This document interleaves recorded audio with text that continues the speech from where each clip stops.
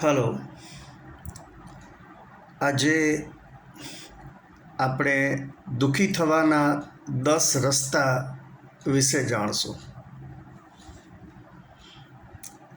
એક વખત મારી પાસે સ્વામી આધ્યાત્માનંદનું એક નાનકડું કાર્ડ આવેલું, જેમાં તેમણે દુઃખી થવાના 10 રસ્તા બતાવેલા. થોડી નવાઈ લાગી. સુખી થવાનો ઉપાય જાણવામાં કોઈને પણ રસ પડે, પરંતુ દુઃખી થવાના રસ્તા જાણીને શું કામ? પછી જરા વિચાર આવ્યો કે જોઉં તો ખરો. જો દુઃખી થવાના રસ્તા આપણા ધ્યાનમાં હોય તો આપણે તે રસ્તા પર ન જવાથી દુઃખના કારણો ટાળી શકીએ. ચાલો આપણે જોઈએ કે 10 રસ્તા કયા છે. રસ્તો 1, તમારી જ વાત કર્યા કરો. આ નબળાઈ તો આપણા ઘણામાં જ હોય છે. મેં આમ કર્યું અને મેં તેમ કર્યું, એ દરેકની વાતમાં આવતું હોય છે. એટલે આ રસ્તો ટાળવો જરા મુશ્કેલ કામ છે. રસ્તો 2, તમારો જ વિચાર કર્યા કરો. આપણા સ્વાર્થી મન આપણો જ વિચાર કરવાને આપણે ટેવાયેલા છે. બીજાનો વિચાર કરવાની પ્રકૃતિ બહુ ઓછામાં હોય છે. એટલે આ રસ્તાનો પણ ત્યાગ કરવો એ કપરું કામ છે. રસ્તો 3, કદર ઝંખ્યા કરો.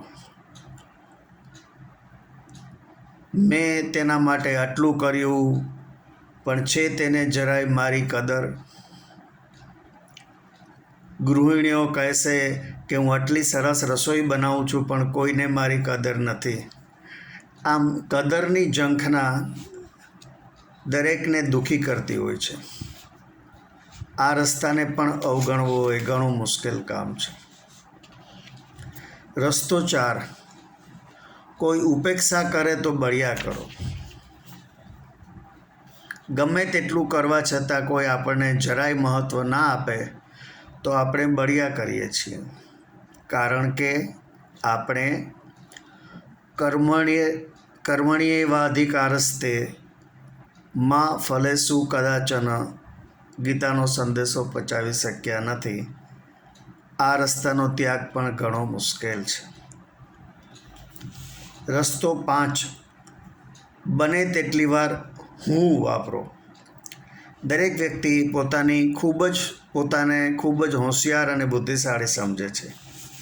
એટલે દરેક વાતમાં હું તો આમ જ કરું, મને ખબર જ હતી કે આમ જ થશે, એટલે આપણે તો પહેલેથી જ આવા પગલાં લઈ લીધેલા. આમ હું વગર વાત કરવી એ ખૂબ મુશ્કેલ કામ છે. આ 5મો રસ્તો પણ ટાળવો મુશ્કેલ છે. રસ્તો 6, બીજાઓ માટે બને તેટલું ઓછું કરો. અમે અમારા પોતાના માટે જે કાંઈ કરીએ છીએ તે જ જ્યારે ઓછું પડતું હોય ત્યારે બીજા માટે કાંઈ કરવું તે મુશ્કેલ છે. માટે આ રસ્તો કે જેમાં તમે બીજા માટે બને તેટલું વધારે કરવાનું કહો છો, તે ઘણો જ કપરો રસ્તો છે. કોઈની પાસે સમય પણ નથી. રસ્તો 7, તમારા સિવાય કોઈનો વિશ્વાસ ન કરો. જગતમાં સ્વાર્થ અને અનીતિનું પ્રમાણ ખૂબ જ વધી ગયું છે. તેવામાં કોઈનો પણ વિશ્વાસ કરવો એ ખૂબ જ મુશ્કેલ છે. હશે જૂના જમાનામાં વિશ્વાસે વાણ ચાલતા, પણ એ દિવસો તો ગયા. રસ્તો 7 પણ મુશ્કેલ છે. 8મો રસ્તો, બને ત્યાં સુધી તમારી ફરજમાંથી છટકી જાઓ. દરેક પોતાના જીવનમાં એટલા વ્યસ્ત છે કે પોતાનું જ કરવામાં પહોંચી વળતા નથી, એવામાં અન્ય ફરજો માટે સમય ફાળવી શકતા નથી. રસ્તો 8 ટાળવો પણ બહુ મુશ્કેલ છે. રસ્તો 9, દરેક બાબતમાં તમારો જ કક્કો ગૂંટ્યા કરો. મીડિયા અને મોબાઈલ જોઈને દરેક લોકો પોતાને જે માને છે તેને સંપૂર્ણ સત્ય જ સમજે છે. દરેક પાસે વિશ્વનું સંપૂર્ણ જ્ઞાન છે. કયા દેશના વડાએ શું કરવું જોઈએ અને શું ના કરવું જોઈએ એનું જ્ઞાન દરેકને છે. માટે કોઈ અલગ અભિપ્રાય આપે તો તેમનાથી સહન ન જ થાય. વિશ્વના કેટલા નેતાઓએ કઈ ભૂલો કરી એ બધું જ એક નાની ઓફિસનો આસિસ્ટન્ટને ખબર હોય છે. તેમને વિશ્વનો પૂરો ઇતિહાસ ખ્યાલ હોય છે. દરેક લોકો જ્ઞાનના ભંડાર છે. માત્ર ખેદની વાત એ જ છે કે એમને કોઈ પૂછતું નથી.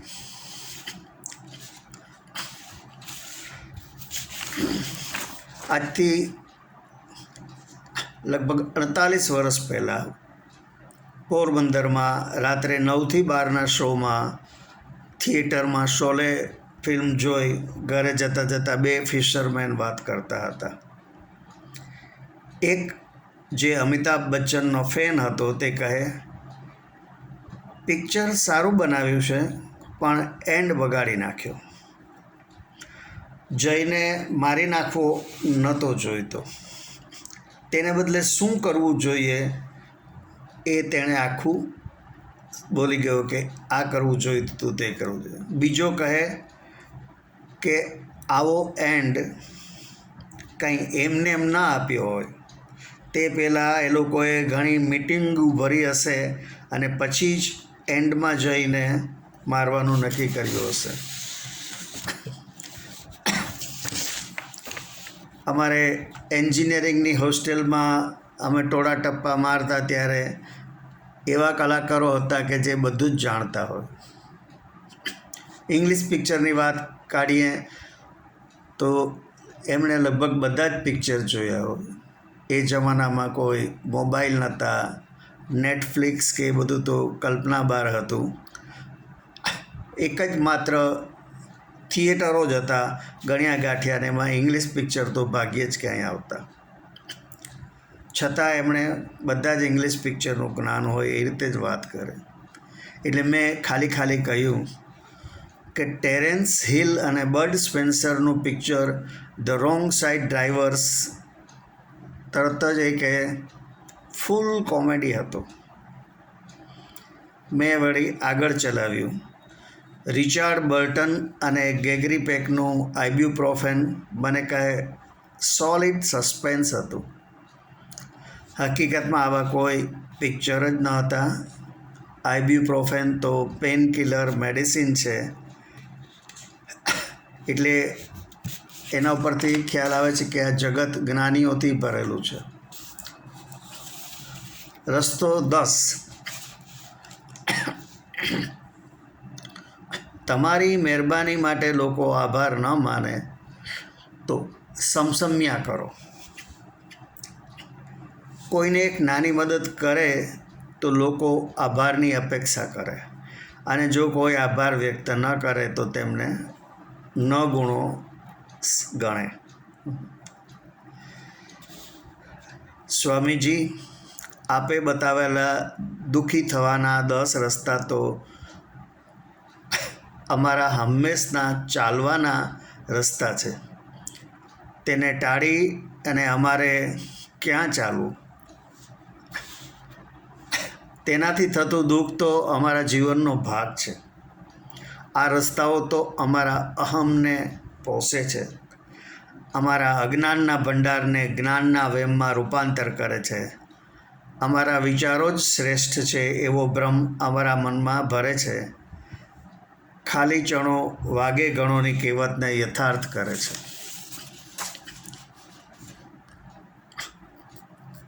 આ સિવાય કોઈ બીજા રસ્તા હોય તો જણાવજો. અમને તો આ દુઃખી થવાના 10 રસ્તા પર ચાલવાથી સુખનો ભ્રમ ઉત્પન્ન થાય છે. હું કરું એ જ અજ્ઞાનતા, શકટનો ભાર જેમ શ્વાન તાણે. આ નરસિંહ મહેતાનું કાવ્ય યથાર્થ છે. કોઈ શારીરિક તકલીફ થતાં એક ભાઈ વૈદ્યને બતાવવા ગયા. વૈદ્ય કહે, ચા પીઓ છો? ભાઈએ જવાબ આપ્યો, હા. ચા સદંતર બંધ કરી દો. કંઈ પાન પડીકી ખાઓ છો? જવાબ આવ્યો કે હા. સદંતર બંધ કરી દો. ગાંઠિયા, ભજીયા, સમોસા જેવું તળેલું ખાઓ છો? હા. સંપૂર્ણ બંધ કરી દો. જમવામાં તેલ, મીઠું, મરચું વગેરે ખૂબ ઓછા કરી દો. સવારે ક્યારે ઉઠો છો? 8 પછી. સવારે 6 વાગે ઉઠવાનું રાખો અને 7 પહેલાં અડધો કલાક ચાલવા જાઓ. આવું બધું સાંભળીને પેલો તો ઊભો જ થઈ ગયો કે આ બધું કરીને જો મારે જીવન જીવવાનું હોય તો તમારી પાસે આવવાની જરૂર જ ન પડે. આ જ પ્રમાણે દુઃખી થવાના રસ્તા પર જ ચાલીને સુખી થવાના ઉપાય શોધે છે માણસો. નેક્સ્ટ વિડીયોમાં આપણે સુખી થવાના સરળ ઉપાયો વિશે વાત કરશું. આપને જો મારો આ વિડીયો ગમ્યો હોય તો મારા વિડીયોને લાઈક કરજો, આપના ગ્રુપમાં શેર કરજો અને મારી ચેનલને સબસ્ક્રાઈબ કરજો. આભાર. આવજો.